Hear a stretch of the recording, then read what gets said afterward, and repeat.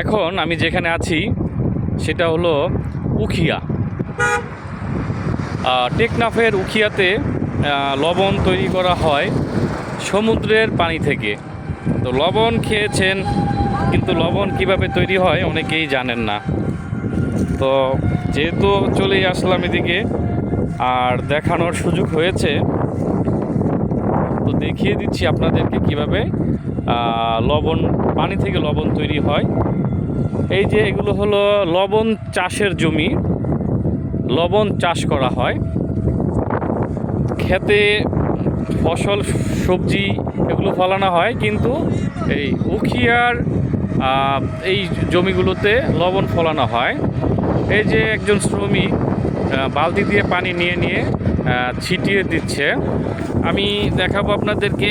এই যে সমুদ্রের পানিগুলো যখন এখানে রাখা হয়, রোদ্রে শুকিয়ে যখন পানিগুলো বাষ্প হয়ে চলে যায়, ঠিক তখন নিচে লবণগুলো পড়ে থাকে, ছোট ছোট দানা দানা। এই যে একেবারেই দেখে মনে হবে চিকচিক করতেছে, হীরের ছোট টুকরার মতো।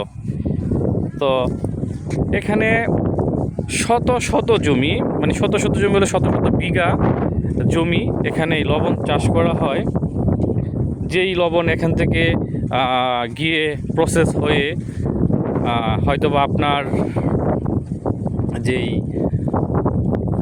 খাবারের এখান থেকেই চলে যাবে খাবারের প্লেট পর্যন্ত। এখানে দেখেন অনেক পরিমাণ লবণ এখানে রাখা হয়েছে, ধুলো বালি মিশ্রিত। এই লবণ খুবই শক্ত হয়ে আছে, একদম পাথরের মতো জুরজুরে দানা। তো এগুলো এই কিছুদিন পরে আবার আড়তদাররা কিনে নিয়ে প্যাকেটজাত করে বাজারে বিক্রি করবে। তো জার্নিটা আজকে খুব লম্বা, সবগুলো ভিডিও ভালোভাবে ক্যাপচার করাটা খুব কষ্টকর হয়ে যাচ্ছে।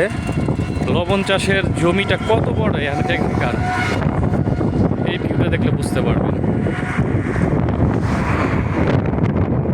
রাস্তা চলে গেছে এই জমিগুলোর মাঝখান দিয়ে।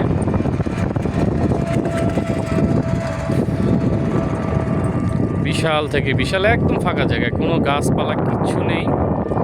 এই জমিগুলো নিচু জমি। সমুদ্র থেকে ছোট ক্যানেলের মাধ্যমে, খালের মাধ্যমে এই পানিগুলো এখানে চলে আসে, এবং জোয়ার ভাটার সময় এখানে এগুলো খুব প্রভাব ফেলে। দেখেন প্রচুর পরিমাণে স্যালো মেশিনের মাধ্যমে যেই খালগুলো আছে, খাল থেকে পানিগুলো এনে এই জমিগুলোটা আটকে রাখা হয়, এবং এই পানি 2 থেকে 3 দিনের মধ্যে শুকিয়ে লবণ হয়ে যায়।